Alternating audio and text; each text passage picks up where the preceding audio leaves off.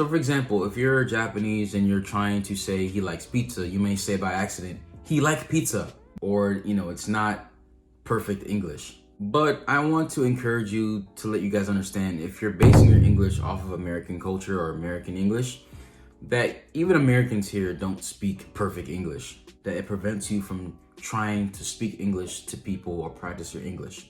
Konbanwa minasan, kyo desu. Since operating this YouTube channel, I recognize that many people use our channel as a way to help themselves learn English.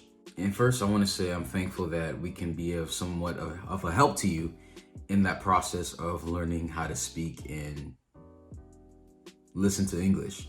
And I wanted to give you guys a bit of a tip and encouragement in your journey of learning English. One thing I recognized by researching about Japan and being in Japan for the times that I went there was that Japanese are very considerate of other people. However, they're also very self-aware of themselves, and they don't like to embarrass themselves or make themselves look bad. And I find difficulty in learning a language is that a lot of times when you first start out, you're not very confident in your speaking ability. For example, I'm not very confident in my Japanese speaking ability, though I know a decent amount of words. Having to form sentences together can be very difficult for me.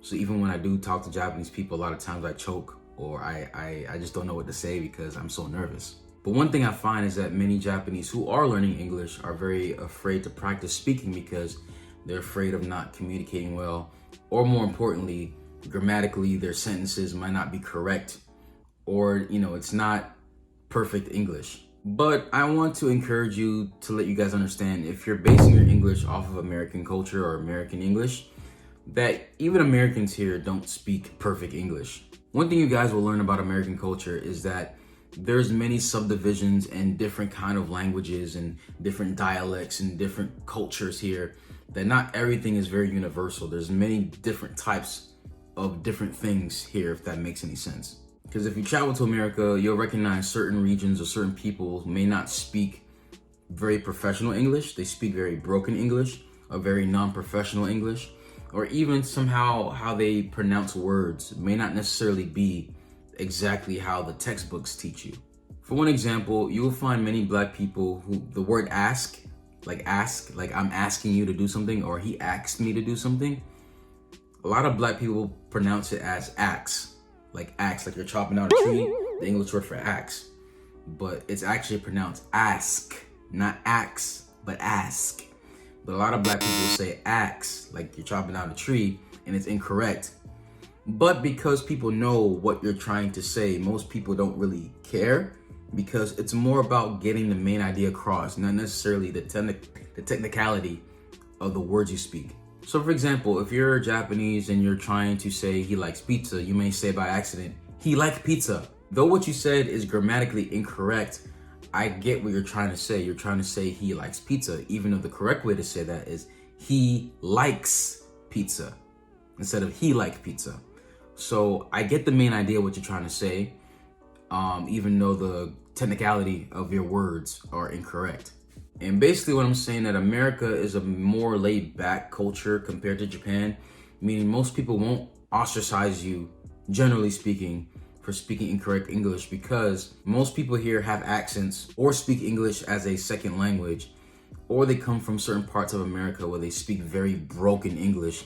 So it's not even this typical English that you would learn in textbooks. This is not to say that there isn't some pockets in America that do make fun of people who don't speak proper English, but I think generally speaking nowadays, as long as you can get the idea across, most people won't really care much about the technical aspect of the grammar you use. Another example is that instead of saying specific, like specifically, or something you're really trying to point something out, like a very specific thing, people say Pacific, as in like the Pacific Ocean.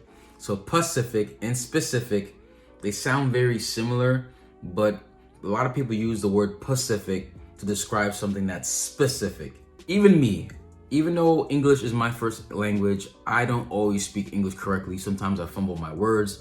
Sometimes I don't really say a whole word in its entirety. Sometimes I leave out the end and I kind of like drop the end of it. Like instead of saying it, I may say it, where it's like I'm not pronouncing the part. But for example, if I use an example, maybe say he said it, and then he said it. He said it, he said it. He said it, he said it. Like the second time I say it, I'm kind of dropping the T at the end, and that's incorrect.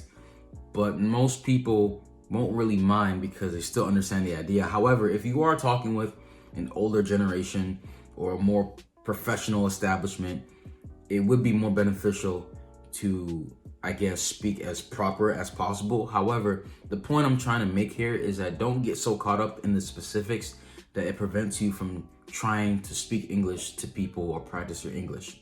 And the only way you get better at something is if you practice it. But if you're too afraid to practice, you won't improve. So when you come to America, or let's say you're speaking with a person who speaks English, don't be afraid to make mistakes.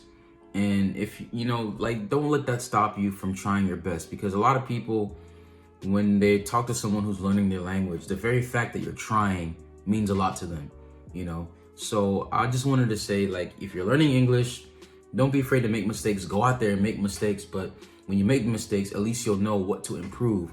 But don't let that stop you from practicing your English, because most people, at least in America, I know, won't make fun of you, generally speaking. However, culturally, as long as you get the main idea across, you'll be fine. So if you guys liked the video, please smash the like button, smash the subscribe button. Also hit that bell as well to get notified whenever we post a video. Honto, arigatou gozaimasu. Minna, 気をつけて。じゃあね。